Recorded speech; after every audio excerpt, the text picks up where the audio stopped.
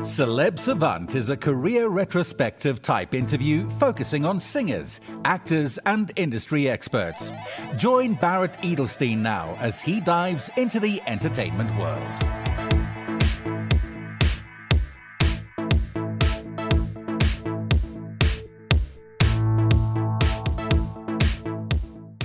Black Motion is a South African Afro house duo formed in 2010. The group is composed of Thabo, Mabogwane, and Kabelo, Koma. Their debut album, Talking to the Drums, was released in 2011. It earned their first nominations for Best Dance Album, Best Group Album, Best Newcomer at the 2011 Metro FM Music Awards. Aquarian Drums was released in 2012. Their third studio album, Fortune Teller, was released in 2014, was certified gold in South Africa, and at the 21st ceremony of the South African Music Awards won Best Dance Album. Their fourth studio album, Ya Badimo, was released in 2016. The album won Best Dance Album at the 23rd ceremony of the South African Music Awards and was certified platinum by the Recording Industry of South Africa.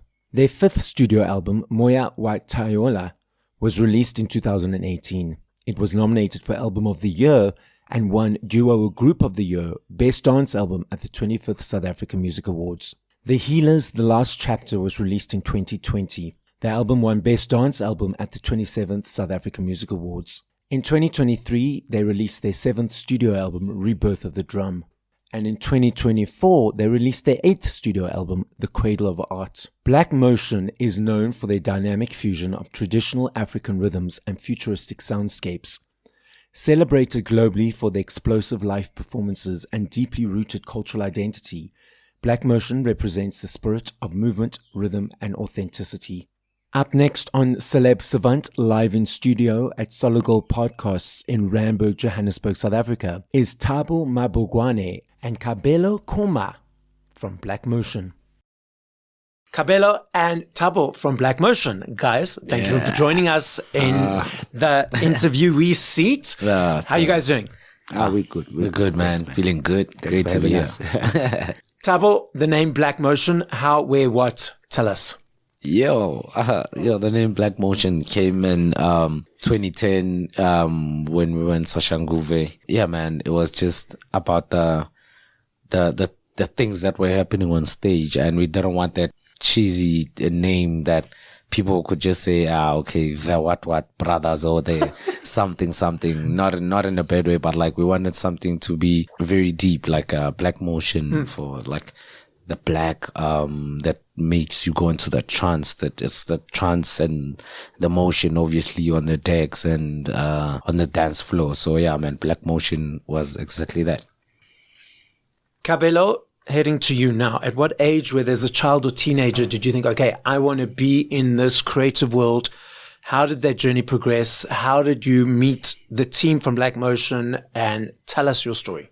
Well, it started on radio, of course. You listen to some music, your favorite radio station, and you just happen to hear a DJ mix two songs coming on top of each other. And back then it was not so usual, come from a time where you used tape decks and other stuff, and it wasn't just synchronizing the beats, that was just something totally brand new. So that's when I just fell in love with the art of mixing two songs together. And, as time went by, it changed from a hobby into life. And here we are today with Black Motion. How did the hobby and the meeting and the amalgamation of the joining happen? Well, as you play, you start to grow over it. You just want to now create music, which is the next level of your growth as a DJ. When you DJ so much, you mix so many songs, you get to know what your song would want to sound like. And I think year 2005, I started fiddling with production gear and software. And, well, the first couple of tunes were not so good. But, as time went, polished it out, found my sound, fortunately, at around 2011. I think that's where the hits started coming out. That's when it was just easy to express myself through the music. So Couple of hits in the house music scene, deep house music scene, Clubbing in Mars, Clubbing in the Amazon, such titles. So yeah, over the time, it's just been growth. And, at the other end also, I'm coming from a fan side of things with Black Motion. I've been a fan of Black Motion ever since the inception. And, having to be part of it in another journey of my life is just so great. And you've been part of it 3 years? So far. Okay. 3 to 4, right? 4 years, yeah. Four years. Okay. Yeah, just 4 years, yeah. Heading over to you, Thabo, your journey, and have you been with Black Motion since inception? Let's start at the very beginning. Yeah, 2010 in Soshanguve, and yeah, we just linked up, and I was producing on my own, and some guy came through and he was like, yo, you need to meet up with these guys. They're also in production. And yeah, already my name was like known for production from my hood, from my section where I came from. And I would also sell beats to DJs and just to make a living at that time. And yeah, when we linked up with the guys, it was like, I think 10 of us when we linked up, and it was called Black Boys back then. And when we saw that we had different visions and different like sides of music that we wanna make, we broke into 2 out of the 10. And yeah, man, from there on we just made music, and yeah, till today here we are, and the brand Black Motion is still standing. And through production of what I came in as, with like my mind with production, and still today we have that signature. And yeah, man, Black Motion is Black Motion, and is a movement from 2010 till now and growing more. Kabelo, so when you guys collaborate or create music, obviously you do it together, correct? Yeah. Yes. So from your perspective, how do you create a song? Well, you start with the basics, your kick, and from then it's all about the feeling, the atmosphere of the room, the mood you guys are in plays a huge role. The time of day that you're going in, are you fresh the mood in the morning, or are you tired from a gig, coming back with crazy ideas, or is it just during the day and you just have nothing to do and just get to the studio and try and create something? But usually it starts with the kick, and then the shaker, and then you have your rhythm, and you can introduce anything, the bassline, keys, all these percussions that we use, the signature percussions, that's where they come in. Thabo, do you guys ever collaborate with others outside of you two? Yeah, a whole lot. There's a whole lot of collabos that we have, and that are still coming. And yes, like there's a whole lot of people that we've collaborated with in the past months for our upcoming album. And it's just crazy. We have a lot of people that we wish to work with. We had a lot of people that we worked with in the past, and we have again a lot of people that I knew with our production, and we knew with the vocals as well. So it's going to be a fun-filled one with a whole lot of people that a lot of people didn't expect on the project. So yeah, man, there's a lot of people that we work with. There's something in the pipeline with Diplo. And yeah, man, there's so there's quite a lot coming, and that's a project that we will speak about when the time's up. Yes, we'll get that on when it's ready. Kabelo, how do you guys choose who you want to collaborate with? Is it a situation you say, okay, this is our wish list, this is who we want to, we reach out to them, or is it also a situation of record labels pairing you up with individuals? It's a two-way street, really. We do get requests from various talents wishing to collaborate, and we also have sometimes where we sit down and try and plan our sound wave, where we want to take the next sound to, and it's usually based around the people we use for vocals, so that they can be the one to convey the message proper. Because we got the beats, we've got the sound, we've got the signature movement, and they just come in with the extra cheese and toppings. Yeah. Yeah. So also we have like the that collabo with 340, which is exactly what happened there in that case. I mean, it's 340 mil. They came in with being 340 mil with their spices and everything. And then we came in with our spices and created like nice 2 remixes like that bring like 2 different worlds into one big sound. Yeah. An explosion of toppings. Yeah. True. Explosion of toppings. Pineapple, cheese, onion, you name it. All in one, a blender. I know it's very secretive in your guys' world. You reference different collaborations, things that are coming out. What can you tell us? Got a whole lot of explosions going on that side, man. We've got like a remix of 1083 Problem Child songs from back in the day, redone, retouched, and it's sounding nice. Those are one of the weapons in the albums in the album. So yeah, man, there's a lot of collaborations as well. There's Runo Butle, there's Philharmonica. The list is long. The list is long. Yeah, and Spice Drums is also there. Live in SA. Yeah, Live in SA. Yeah, Live in SA. Yeah, that's a big one coming as well. We must watch out for Live in SA. Yeah, definitely. So, Kabelo. Bukeka Sam as well. Yeah, Bukeka. Yeah. Okay, so don't give all of the... just give some for surprise. Just there's a whole lot of tracks in there, so yeah. Okay, well, that's good. Kabelo, how do you guys decide if it's going to be a new creation or if you're going to remix an older song? Remember how I explained that it depends which time of day it is, how fresh your mind is? Yes. Sometimes we come back from somewhere and we've been playing a set and we just got inspired by a certain melody somewhere, maybe between the car and the studio. We can get to do something new. But every once in a while, as you scribble through your project, you meet that golden oldie, something that will never, ever, ever disappear. And you just retouch it here and there, add some toppings again. Just take it out there. Thabo, when you guys perform and do gigs and do sets, how much preparation do you do for that? Also, how much of the set is your original stuff compared to remixes?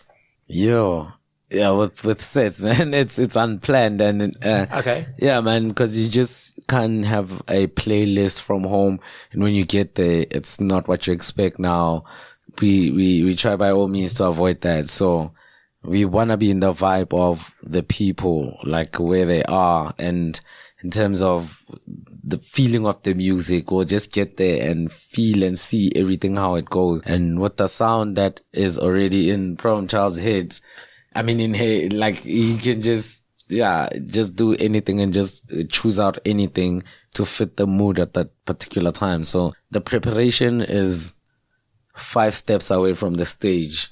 When we're on the ground and we have to go on stage, that's the preparation. That's what we see. And we definitely make it work according to how we feel and how the crowd is. So it's just a moment thing. It's just something that goes into the moment and you feel it, and you don't have to practice it, but it has to be natural and that it has to come with the feeling of the people right there. Otherwise, you're playing for yourself. You're not playing for the people to feel what you feel as well. So we need to project it on the people and our energy as well to match everything that's going on. But obviously, depending on the mood of the party. Yeah. Kabelo, Thabo's referenced the feeling. Now, naturally, of these gigs, it's about feeling the energy of those people. Yes. Has that something that's come naturally to you quickly, or something that's been learnt over time? Yo. With the pedigree to the name, I think it's just something that is now my second nature, to read the room. As soon as you hit, not even the stage, as soon as you hit the entrance, you have to look at how the place is. Are people walking fast? Where are they going? How's the sound system? How's the bass? How's the energy? How's the energy? When the bass drops, do you hear the crowd screaming, or is it just, it's a nice song, moving on? You have to be able to read the crowd. You have to be able to read the room. So it's something that I've been doing for years and years and years and years and years. So it comes easy to me. Thabo, what's the difference for you guys and your perspective in sort of headlining your own sort of set compared to being on a roster? It's sort of a festival type. Oh man, like there's a lot that goes into that, and this is why we also have like our series of events, which is called the Friends of Black Motion, which is where like we say, come home and listen to what we have to offer as Black Motion and be intimate with what you need to know, what's new with Black Motion. And obviously when we go to events, outside events, like big events, again, we have to cater for the people. You can't exactly want to play exclusive when the mood is high and you want to play music that people would actually need to sit and listen to grow on them. So yeah, man, that's actually a balance that we do when we host our events and when we attend other events. So it's all in a matter of showcasing Black Motion when we're with our people. And obviously, yeah, there's some events where we would obviously play exclusives, which are bangers and like they are nice songs and people react nice to them. But like you need that honest opinion that focus on the songs and not the focus on the feeling of the event or whatever. Yeah. Understand. So yeah, you need to let people understand the songs when we present them. Also the way we present them when it's our event, like Friends of Black Motion, is solid, and we want you to understand and get it and really know why we play the song and how we playing it. It must make sense to you. How often do you have those events? It just depends. Every 4 months. Oh, okay. Yeah. It just depends on how busy we are and the season, obviously. Okay. So yeah, we just had one in September. It was on the 23rd, and yeah, I think December there might be another one. So yeah, we're just looking at the dates. Yeah. In South Africa, we don't have access, obviously, because there's not many stores for us to do this. I love me a CD. I still budget for my CDs every month. For me, it's an energy exchange to say thank you to you guys for all the hard work. I love listening to the album as a whole, song 1 to whatever number, the booklet, the artwork, the thank yous. I'm not sure if you are aware, massive uptick of physical around the world. In UK, USA, Europe, 2 years ago in the UK, 5.9 million vinyls sold, the biggest since 1990. 1990? The biggest since then, yes. Last year in the UK, also there's a basket of products that they gauge exchanges on. There needs to be a high exchange daily for a product to be in the basket. And because of the upsurge of CDs again, CDs have now been put back into the basket. And the research is showing it's the teenagers, it's the younger kids diving into this world, not necessarily the older nostalgic people. Then we have streaming platforms that people consume music on. Kabelo, what is your observation of the landscape at the moment? Yeah. Wow, that's just I wish I knew that before I came in here so that I can say exactly that, because I mean, being a vinyl person myself, it feels like, I need to. Yeah, I'm buying vinyl almost every day. Yeah. I need to know this. I need to know this information. Yeah. It's mind blowing how things have come full circle, because there were records back in the day. And the reason why they are records is because they had to record a performance and take it home to listen to.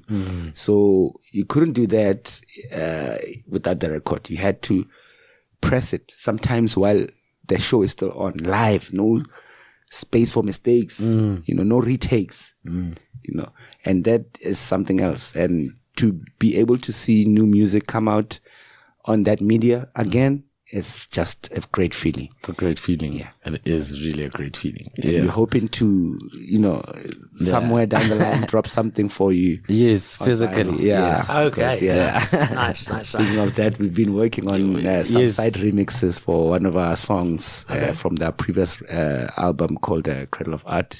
It features Doshi, and the title of the song is Okoko. So the original version is our favorite song, but then the vocal delivery deserves many touches, And I just called a couple of guys and asked them to do a remix And so far we have 3 remixes that came back. We have vinyl worth from 3 different from 3 different remixes, and those cuts are actually vinyl worthy. They're definitely vinyl worthy. And I'm just excited just thinking about it. It's just after hearing this now.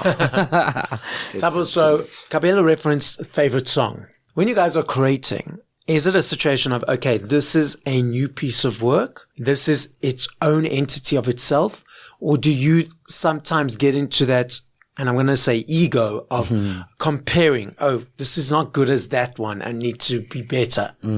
Yeah, it always happens, man. I mean, if that doesn't happen, it means there wouldn't be growth, and you're just relaxing and sitting and doing nothing. But like your competition should be your previous work, and if you feel you've done something, and in your heart you know it's not as big as the last one, it's probably that. It's true. Yeah, it's probably true, because when you know you made something that's worth your time, it will definitely make you like feel good. And when you just made it because whatever you needed to, it's just going to always have that vibe. It's just going to be always that thing.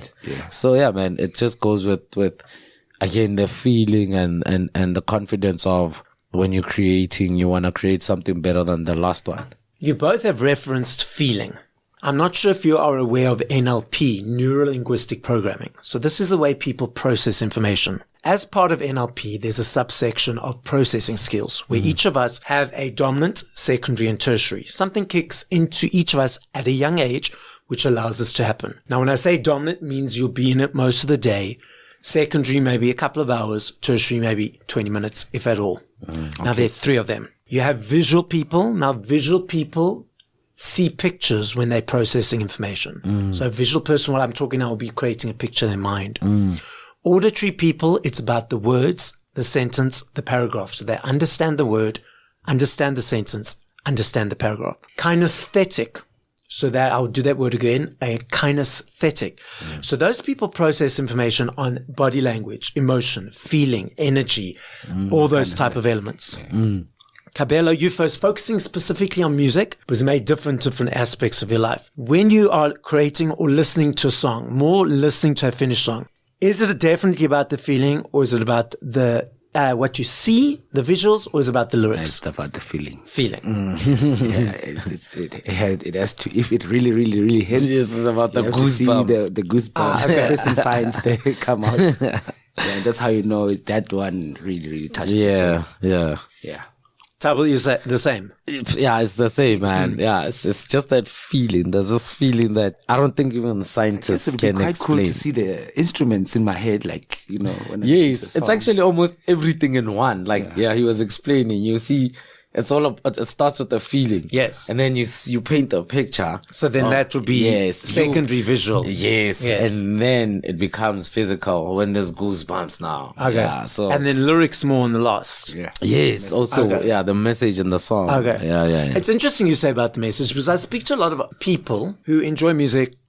They like songs. They don't necessarily know who their favorite song is sung by. I'm like, I didn't know that person sang that, etc. And I often say to them, do you know what the message is? Do you know what the words, the song are, what they're saying? No, not really. And then I tell them, like, for example, Chandelier by Sia. She was an alcoholic, and that whole song is about being sober. 1, 2, 3, drink. 1, 2, 3, drink.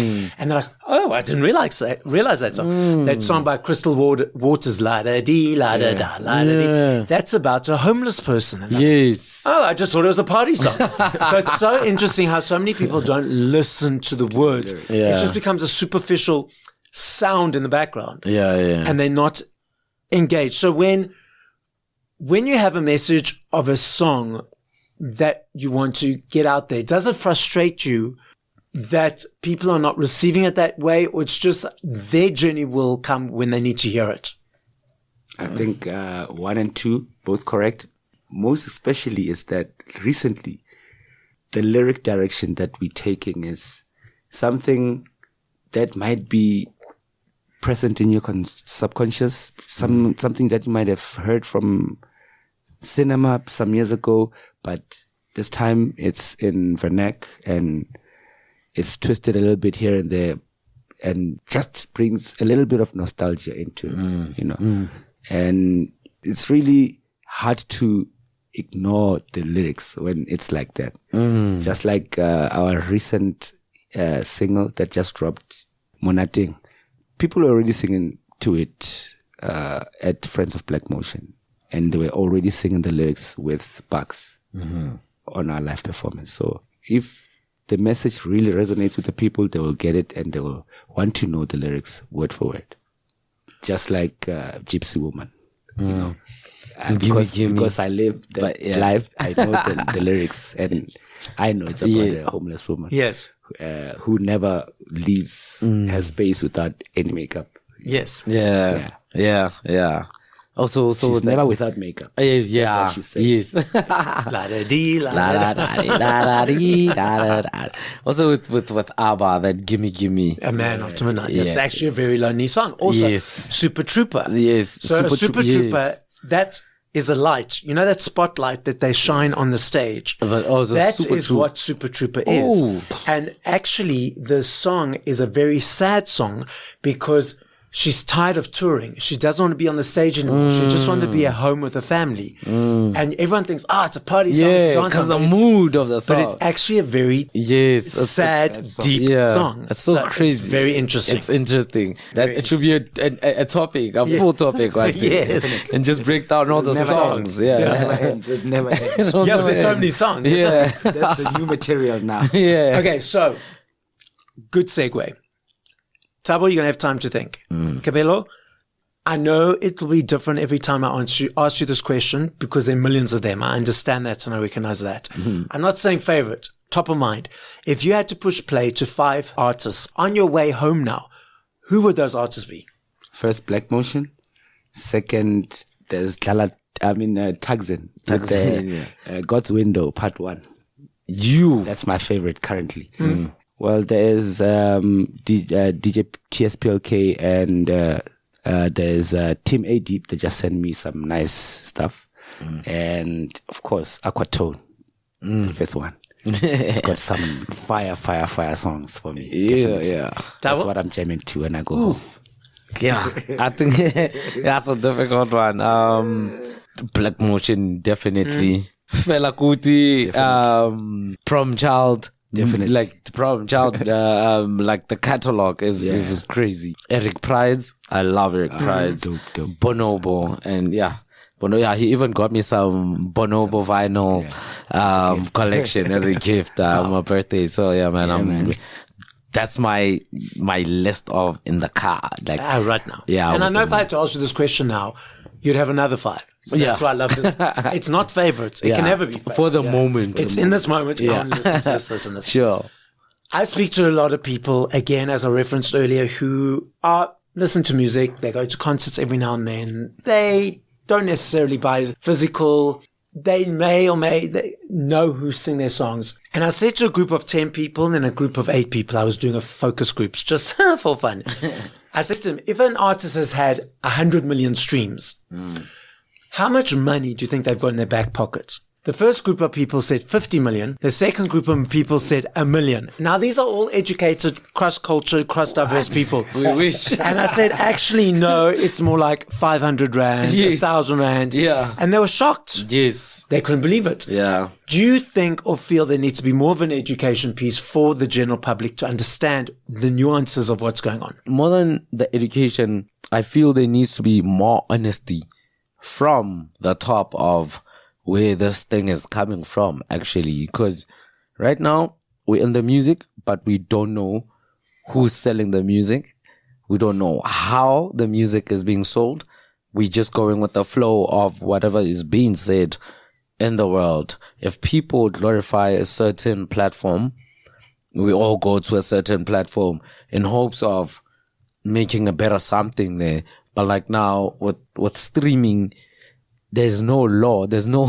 You can't exactly see where it's going, but there's streams and you just have to believe in the numbers because that's where the industry is at right now. And I think for me, it's partly sad and it's a bit confusing because you have 100 million streams and you have 100 million followers, and you throw a concert and there's like only 20 people at your concert, which clearly says there's something wrong with the balance of everything. So yeah, man, with the streaming and physical, I think we're really rooting for the physical to come back full circle. And Definitely. With this album, the Monating single, we were in the talks of pressing it on vinyl with limited copies of the album. So yeah, man, it's that with streaming and physical, but we more for the physical sales of whatever is happening right now in the world, because streaming is a bit difficult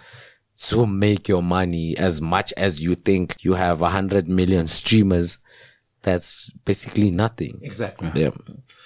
Kabelo, you reference the album, the gigs coming up, the Friends of Black Motion. What else is coming up over the next period of time?